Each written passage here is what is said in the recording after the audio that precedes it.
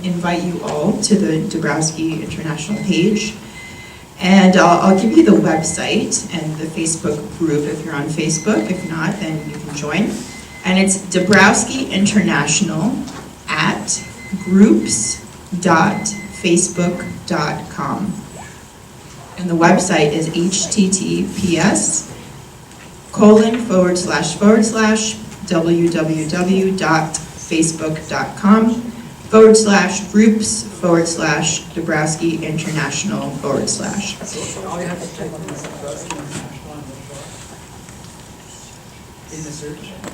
I don't know, I haven't tried. Yeah, if you just type Dabrowski International in the, I think that what it would just be goes right interesting there. to do is perhaps split off into networks within Dabrowski International. As I've seen there here at the conference, there are psychologists and counselors and educators, and maybe it might be beneficial to have subgroups within Dabrowski with the group, and we can carry on our conversations and our musings and share research and ideas amongst our subgroups.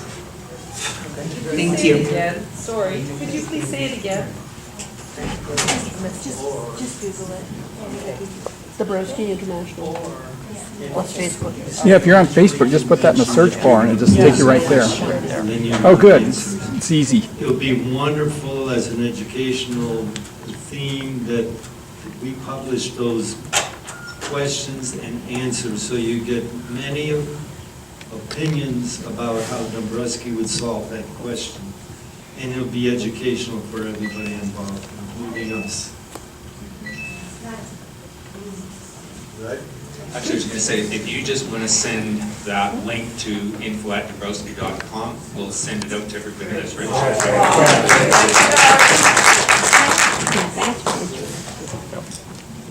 Okay, this is going to be a fairly informal kind of a panel presentation, I guess. If you looked at your program, I think if I remember correctly, it's Perspectives on Dabrowski, if that's the way you pronounce it. Getting better? Okay, thank you. And so we have four of our presenters from the last day and a half, and they're going to just take the mic and take a few minutes to say whatever it is they want to say from whatever perspective around Dabrowski or his work, or maybe some of the musings that have come up or questions that have come up.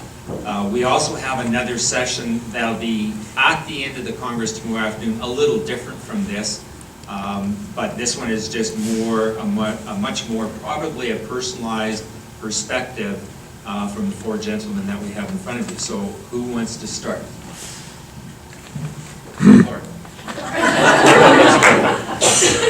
Norbert. Are we dismissed? Yeah. Age before beauty.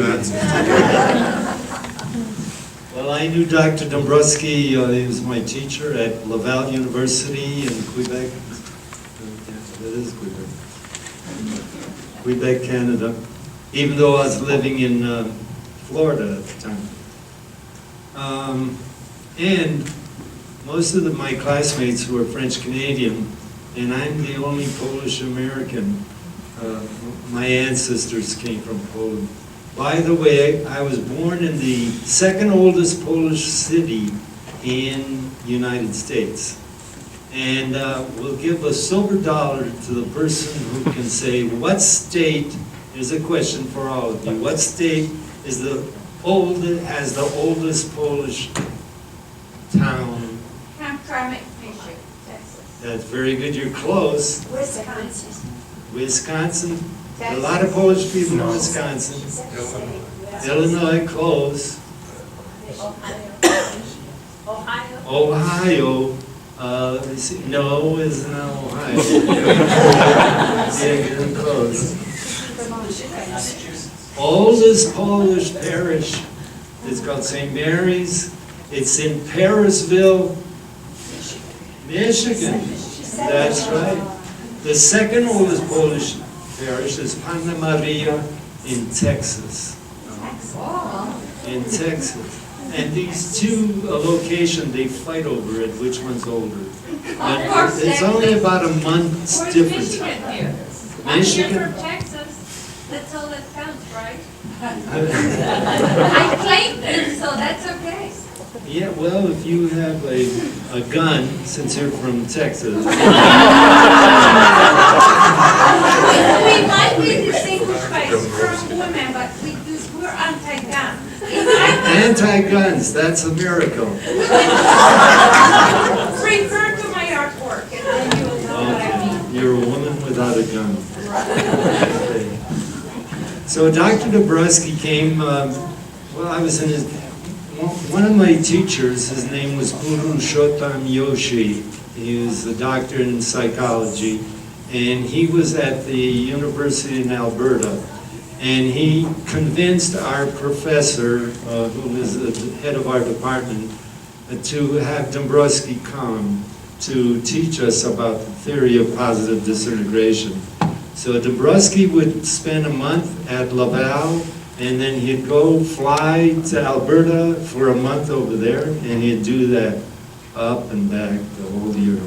So I must have had him for about 4 years, and it was quite an experience, and I loved every part of it. And I loved the theory too, and I even had him as a therapist, and helped me reprogram my life. So I have a secondary integration. So my second time around. And I've been using his theory and his practice in my practice, and it's so wonderful. I worked at Henderson Mental Health Center for 13 years, and now I'm in private practice once Reagan got into power. But one wonderful thing, they were always worried about who's going to kill himself in our crisis intervention unit. But I became the chief, eventually the chief of the unit. We didn't lose a person, we lost one person, she came once, and then eventually she overdosed. But the other people, for 5 years, we didn't have to hospitalize anybody, because I would use the technique of, when they're ready to kill themselves, I would inquire, what part of yourself would you like to kill? See, and then they'd stop. Yes, Jean? Tell them about your travels with Dr. Dabrowski when you were looking for the mental health center of the future and all of that. Yes, Dabrowski wanted to establish a mental health center in Quebec, and at the time there was a flux in the church, in the Catholic Church, and there were a lot of monasteries that were emptying out, and so they were for sale. So we would drive around Quebec, go to Montreal, and even there's an island outside of Quebec, and Dabrowski was looking at a religious home. It used to be a religious home, it was empty. He wanted to use that as a center for the theory at the time. But he would teach, he would come to Laval. Usually the classes were in French, and he was usually writing a book. So he would bring a chapter of his book, and sometimes it would be in French and then translated, and sometimes he would have the students who were knew English to have it translated in English immediately. And that was a very lively class, and he always had, and then we would learn with the cases. And that was I would say, a very informative experience. Once the circus came, not the circus, it was a carnival time in Quebec. During winter, right before Lent starts, they have a big celebration. And so there was some type of activity at the arena, and the Russian army band was there. And then they had the Quebec band, and they played the national anthem. And everybody stood up. For the Russians, they all stood up except Dabrowski. He sat through I'm looking down at him, I said, hey. And he just stayed there, because the Russians hurt Poland so much that He says he's not, and the communists were still in charge in Russia at the time, or in Poland. So, yeah, that was one experience with it. Then he, there were so many, Jean and I went outside when we were preparing, and I made a list, and now I can't find the list. That's due to old age. Come back. Yeah, I'll ask for the mic after that. But he was a wonderful teacher, and you could go see him at any time, and it's cold as hell in Laval in Quebec in winter. Lucky we had pathways under the ground so that they wouldn't freeze, but he would take a walk in the winter no matter how cold it was. And he lived on campus. We had a guest house, and he'd eat his meals on staff. And you always could see him up and down, very content to be with himself, or he would be walking with a student. And he was great in class, and he even had, some of the papers were in English, and his English was good enough. Sometimes he would speak in English, or we would read his article and discuss them.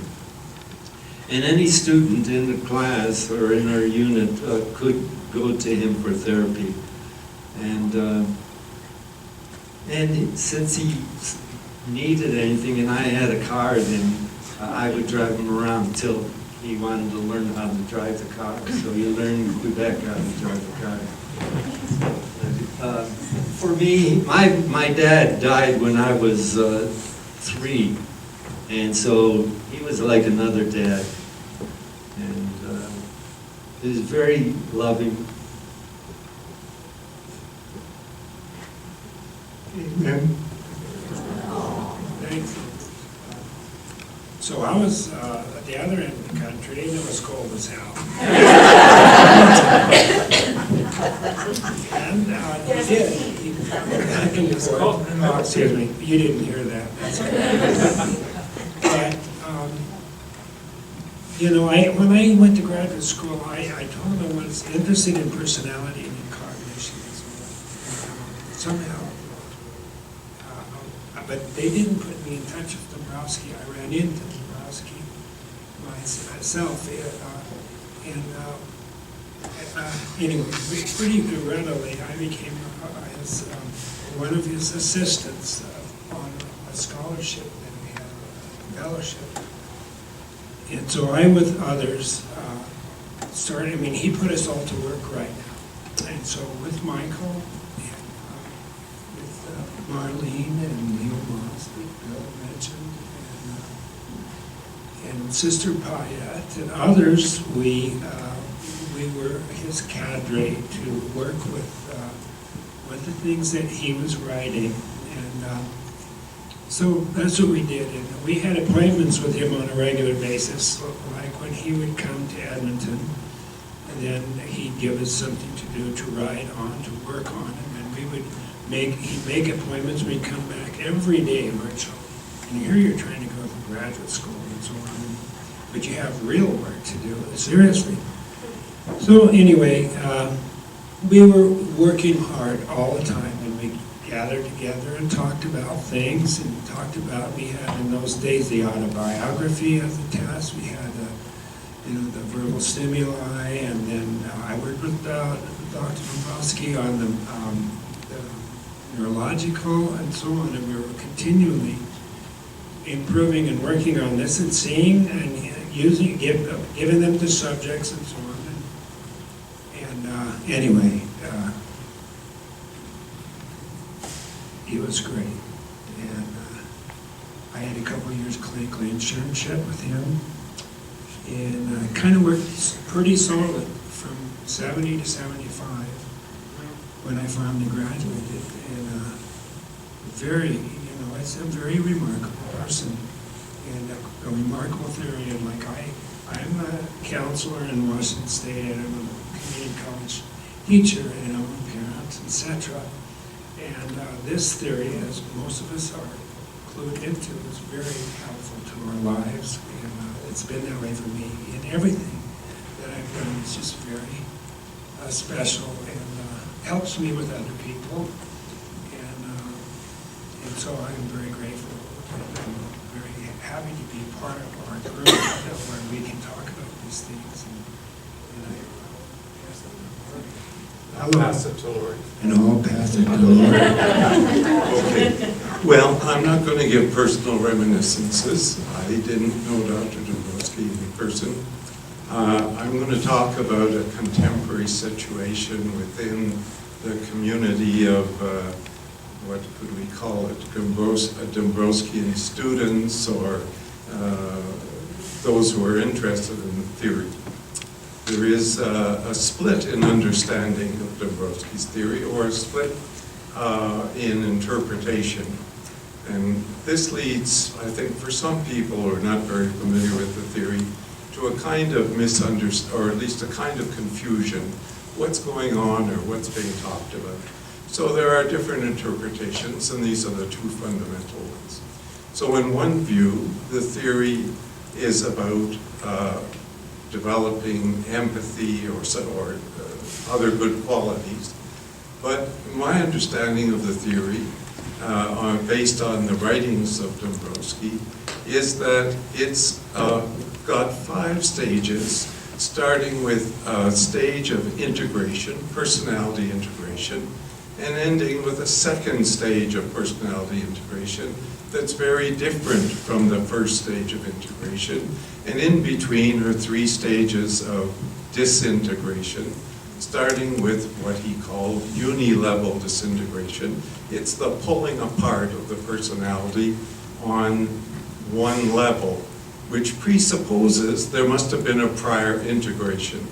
Now, this could be challenged on all sorts of grounds, but I think the first thing we have to ask ourselves, and I hope the challenges will be conducted in a civil way, with a discussion and evidence and so on. But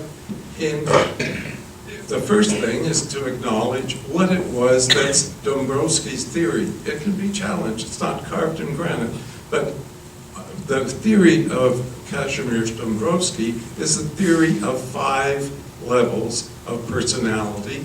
The 3 middle ones are disintegration.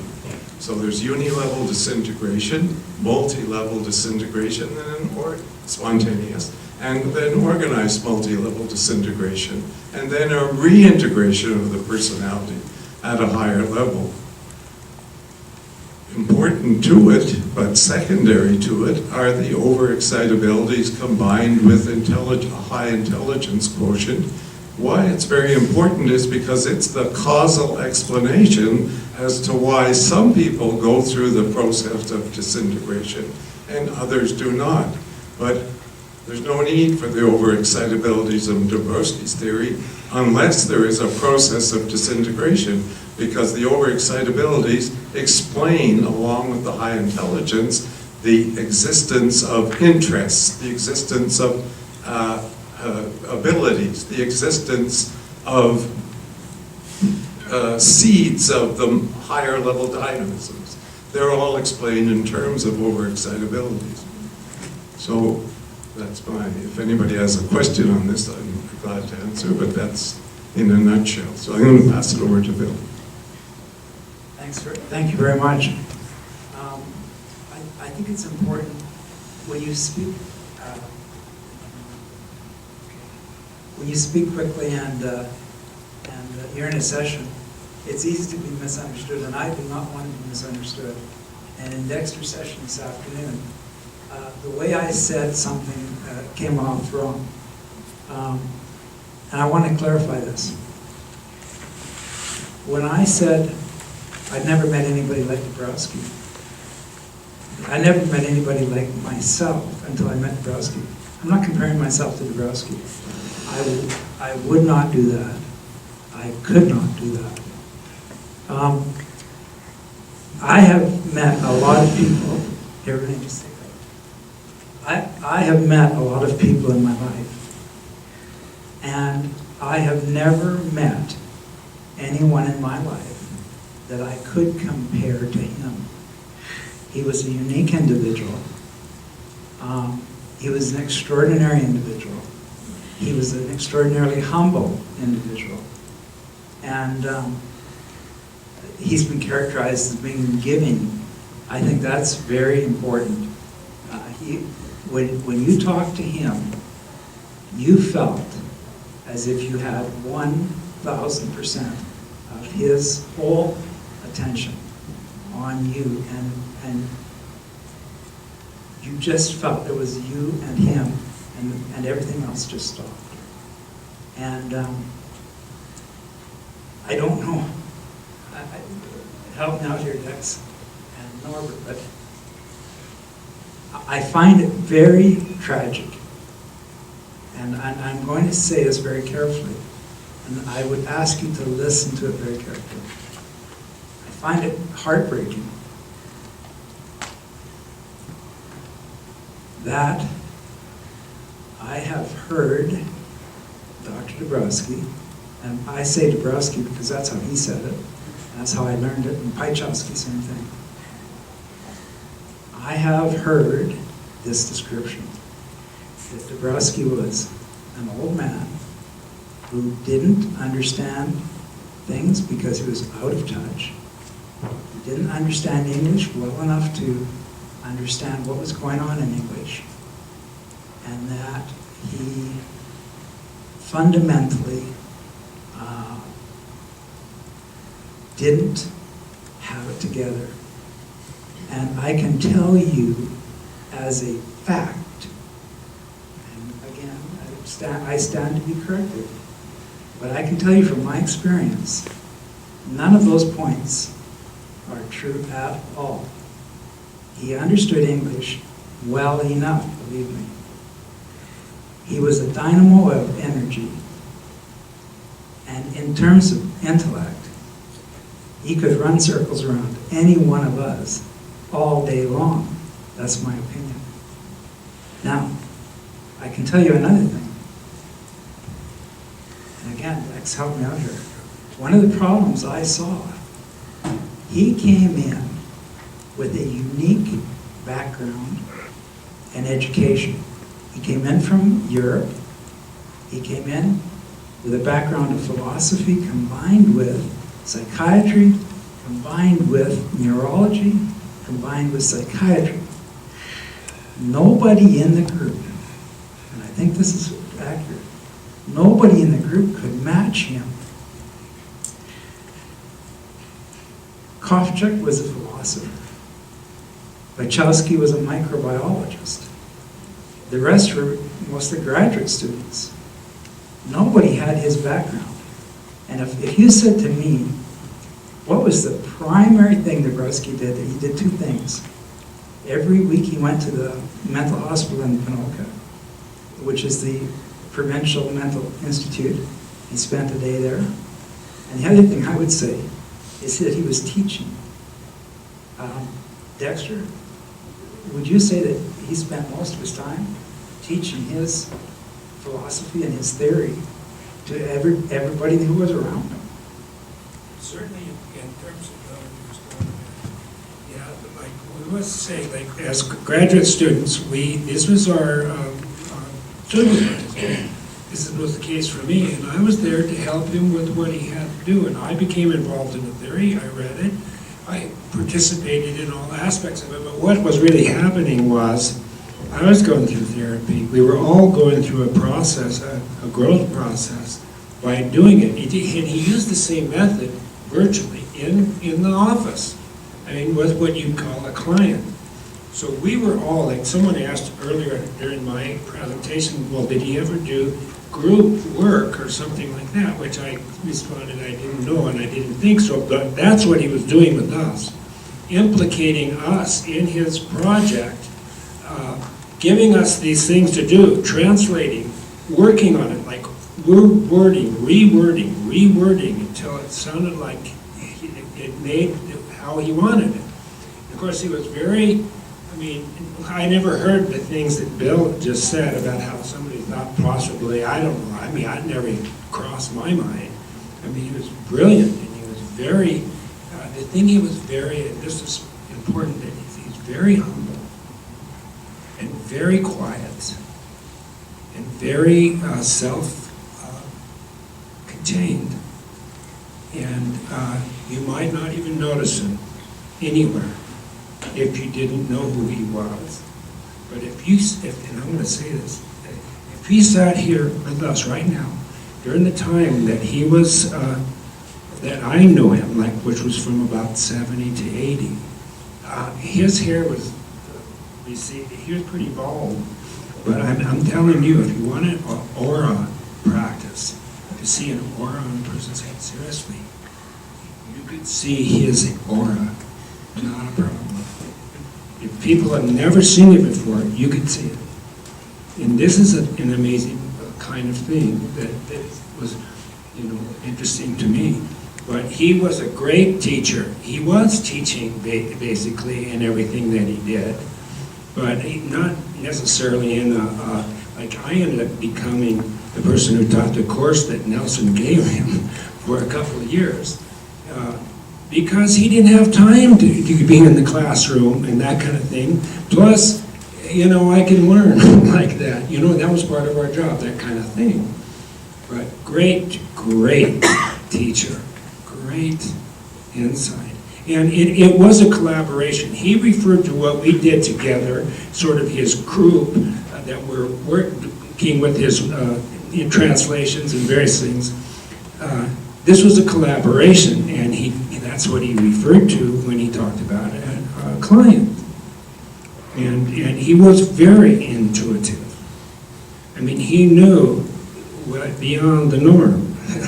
I mean, he and like when Bill says, when he talked with Bill felt that he was the only one that was here, so to speak. And so like he was like that with everybody. I mean, with people that he was trying to communicate with, he certainly was. I mean, in other words, he had intuition. He was connecting with you, while working with you and communicating with you. And he was demonstrating the things he was talking about. And so it was an amazing it was a very amazing time.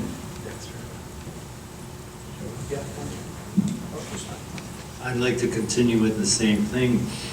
I had Dabrowski as my therapist while I was with him, and he made me write. Well, he asked me to write my life story, and then he reviewed it with me, and then he gave me projects to work on.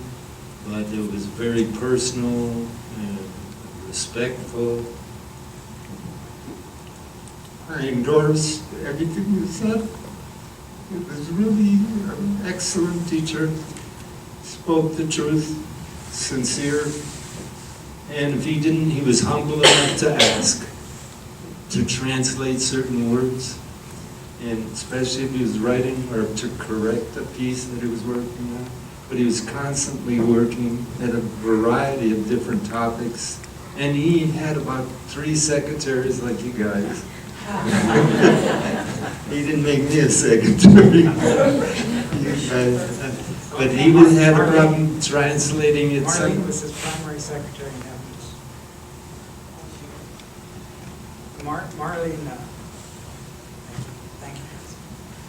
Marlene Rankel was his primary personal assistant in Edmonton.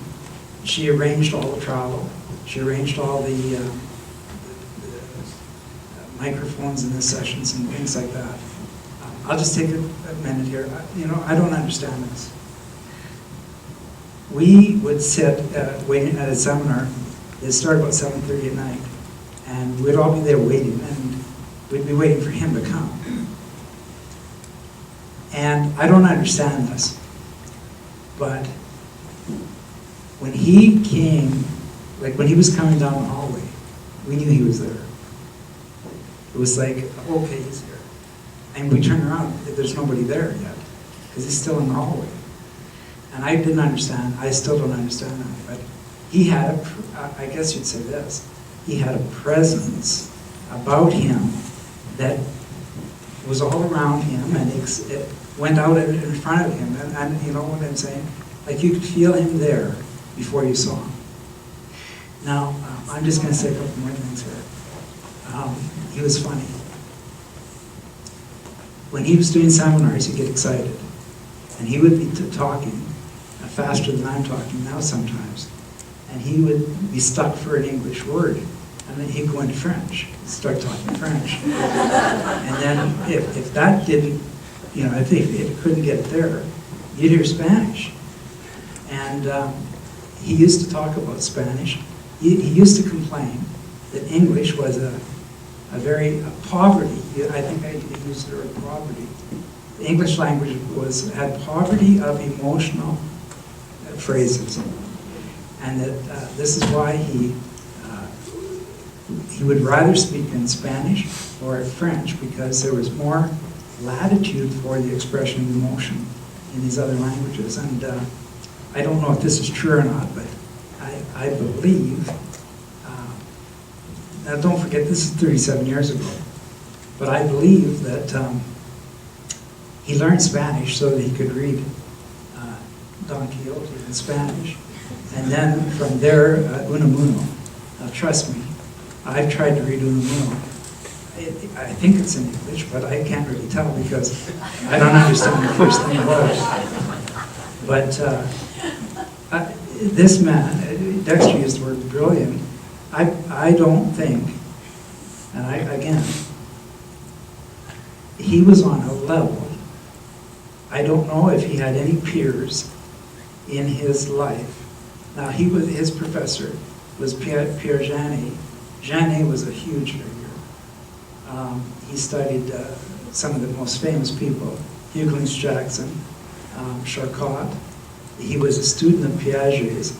So this guy had a tremendous, now I don't want to even attempt the Polish people, because I can't pronounce the names, but he had a couple of Polish people there that were the most famous people at the time in psychiatry in Poland. So this guy had a huge education, and he had brilliant company then. I don't think he had any peers that I could see. Leo Moss was the only one that would really, Leo was a little bit like, plays like you know, he was the type that would, like Laurie, he would over-prepare, and if you asked Leo a question, he would know 100 facts about what you asked about. He was that type of, you know, person. But again, Dabrowski had raw power, and let me say something else. I'm reminded of Mike Pirate. Mike Pirate had a tremendous character. Not only was Mike Pirate damn smart, but he had a huge character. I got to know him a little bit. I didn't know him as well as Sal did. But he had a character that I respected very much. And if you said to me, what's Dabrowski's #1 characteristic, I'd say he was he talked about exemplars. He would never, I don't think he would ever say that he was an exemplar, but he was. He clearly was. And, you know, I was reflecting at dinner, what would have happened? And, you know, you think back, what if? What if I hadn't met him? What would have happened to me? That's an interesting question. And I met him in a bizarre circumstance. I was lined up to register the first day of my master's. And I was lined up in front of a guy. And at that time they gave you cards. So it was 4 o'clock in the afternoon. I had an army jacket on. And the guy said, we're closed. And I was 2 hours from Red Deer there to Edmonton. And I said, I don't remember what I said to the guy. But I got the card. Now, unbeknown to me, Marlene was sitting beside him. And she put her card for her class in my package. So when I got there, finally a week, 2 weeks later, here's the card for Marlene's class. So I go and I say, well, I'm sorry, I didn't register for this class. This is a mistake. She says, here's a book I want you to read. And she gives me Psychoneurosis and Non-Illness. So then I come back about 3 or 4 days later, and I say, well, I understand myself for the first time in my life. And she said, he'll be here in about 3 weeks. Here's the other books. Get ready. And from then I went into his seminars, and he also taught a 600-level graduate course in Edmonton at the university, which I took. And that's kind of how I got into it. Now, then I was reflecting, well, okay, if I'd never met him, there would be no website. Well, that would be a little awkward, wouldn't it? Because without the material available, that's a problem. And then I was reflecting something else. And I must say this. This is, when I die, this will be a holographic will. When I die, Sal's going to take over. He's going to take over my books and my materials. And I was reflecting, I was thinking, Sal, it's too bad that you didn't meet Dabrowski in 1970, because you would have changed history in 1970.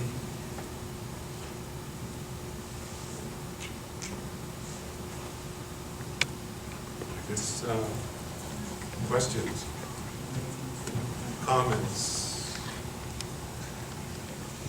Did Dabrowski ever share how applying his theory to his own life, what it meant to be a Republican? Did he ever share anything like that? Who are you addressing the question? To anybody who would know the answer. Not to the university. Well, you know, an important thing, death is what and the importance of death. And he had early experiences which he shared. And suicide was a very important issue for Dabrowski. And he had a special view toward it. Not many people would see suicide as an authentic human move, and he did. And there are levels of motivation, and he describes that, and he shared experience around that, that kind of thing. There's a lot of, I mean, I don't, he was forthcoming from his own experience pretty easily in a way, you know, for us, when we were trying to understand things, and he's pointing to examples and that kind of thing. He was in Poland when Poland belonged to the neighbors, because the Russians, the Prussians, and the Austrians divided it up, and Dabrowski was a man without a country. Then the war started, First World War, and after the First World War, Poland was established again. And when the Second World War started and the Germans invaded Poland, Hitler did not like psychiatrists. And there were about 350 psychiatrists. Most of them were Jewish. And Hitler didn't like the Jews, so they killed. They killed most of them. There were about only 20 or 30 psychiatrists left in the whole country. And Dabrowski survived. And he helped people. He helped the refugees. And then after the Germans lost the war and Poland was reestablished, the communists took over. And so again, they didn't like him too much. So he was in a concentration camp under the Germans and then under the communists. And he suffered. He suffered. He lived his whole theory, because it's not only one person against you, it's nearly a whole country, it's a whole regime. It invades your homeland. And so many Jewish people were killed from Poland, and so many Polish intelligentsia were killed too. And Poland's still trying to reestablish itself. And so it was you could say, a living hell. And he lived through all that. See, I think that was a purification. if he had anything, he lost it or gave it away and give it to the poor. He ran that clinic out in the woods. I think the angels supplied him. But he's a man of qualities, virtues. He'd give you the shirt off his back. And he's just good. Good. Let me throw something else over. Thanks very much.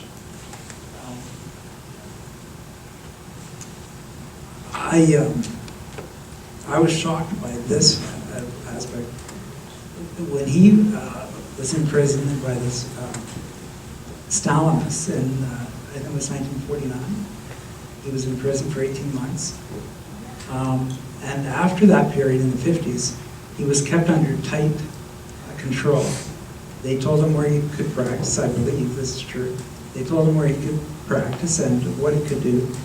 And this kind of shocked me. Aronson became the editor of the International Journal of Psychiatry, I think in 1960-ish. And Aronson went back behind the Iron Curtain to meet psychiatrists from behind the Iron Curtain in order to publish articles in his international journal.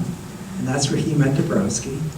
And Dabrowski made some arrangement to come to America. Now, it's interesting that we should mention that Dabrowski had been to America twice before. He was in the United States in 1933 at Harvard and in Boston, and he was again, right? Now, I don't want to get sidetracked here. So anyways, he came over in 1960-ish, and he met Aronson in New York, and that led to the publication of the 1964 book, and Aronson wrote an introduction to that book, of course. It was a translation that they did. And at that time, he met Maslow, I believe. Maslow, as I understand the story, offered him a position at a mental health clinic in Cleveland, and that one of the stipulations was he'd have to become an American citizen, and he would not give up his Polish citizenship. But on his way back through the country, he stayed at parishes, and that's when he went to Quebec. And Quebec basically said that when he got to Canada, they said, well, Canada allows dual citizenship.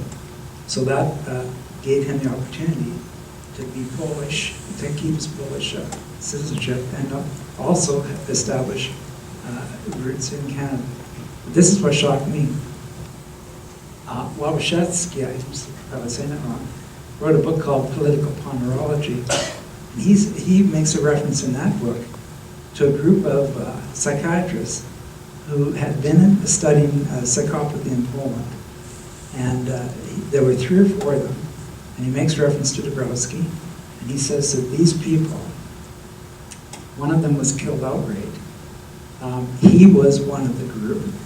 And he relates the story that the police were knocking on his apartment door, and he was able to take his manuscript and go down the stairs and throw the manuscript in the boiler before he was caught with it. And then when he eventually made it to New York, he wrote the manuscript again from memory. But he makes a reference to Dabrowski being in New York and having the secret police following him in New York in the early 60s. And I was shocked by that the Polish police would consider Dabrowski such a dangerous threat that they would have him followed in New York at that time. It's hard to believe how Dabrowski operated and could do so much while he had so many obstacles, not only personal obstacles, but practical obstacles.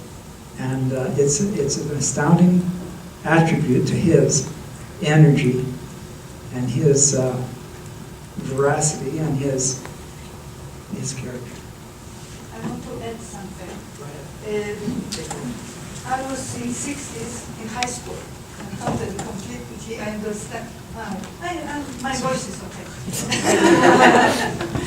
Then, completely agree with you, and this is also my experience, but I wanted to say that for many years Dabrowski was not accepted by communistic government and so on. But what is interesting now in Poland, last year in October, they organized first conference in Lublin.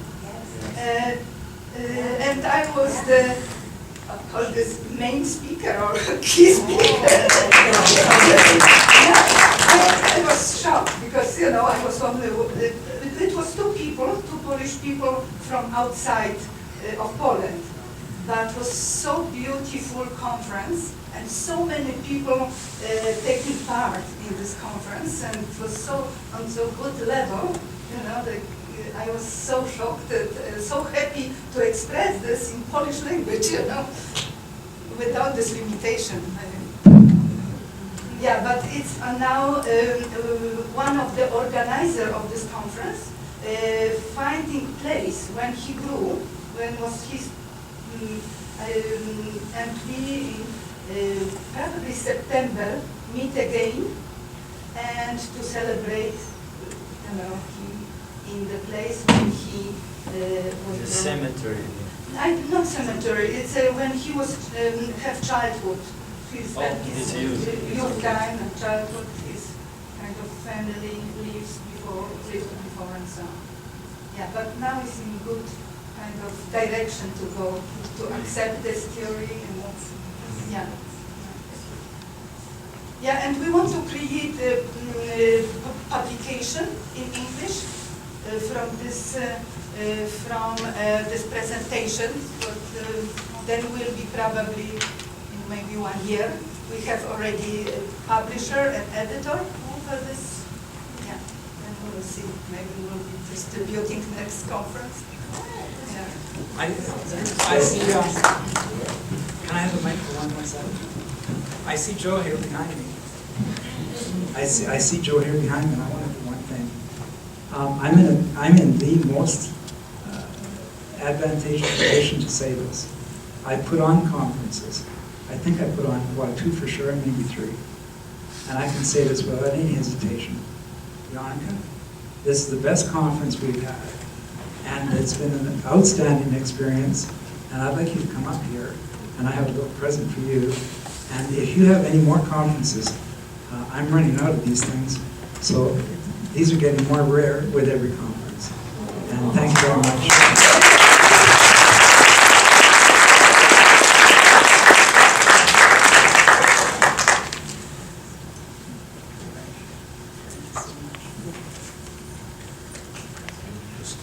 I was just going to say, and the other co-chair is Christina. And I'm sorry, I don't have more. This is a This is picture. mine. But This I want is, to say that the main person of this conference is John. Yeah. It is.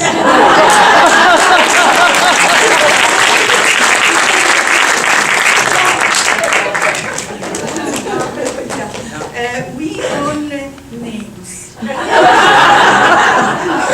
Never I sent so many emails. But this is the main person. We also had an incredible committee, and you know. Christina, yes. I apologize. You know, I feel badly because when I give a gift to one committee member, I should give it to them all. Okay. But if there's only one, it can be me. This was my idea. In Denver, you know, when Linda said, "Oh, next." Okay, here's what I That's propose. next Canada has to do. Then They I can- look they can- at the. they can find it. And you make it. Okay. They'll have to fight over it, and the best one can take it. Thank you very much. I was just looking at my clock and thinking, only 12 hours from now, we're going to start over. So it's probably time to call it a night. And I just want to thank the personalization of this entire process through the four gentlemen that we have in front of us. So thank you so much.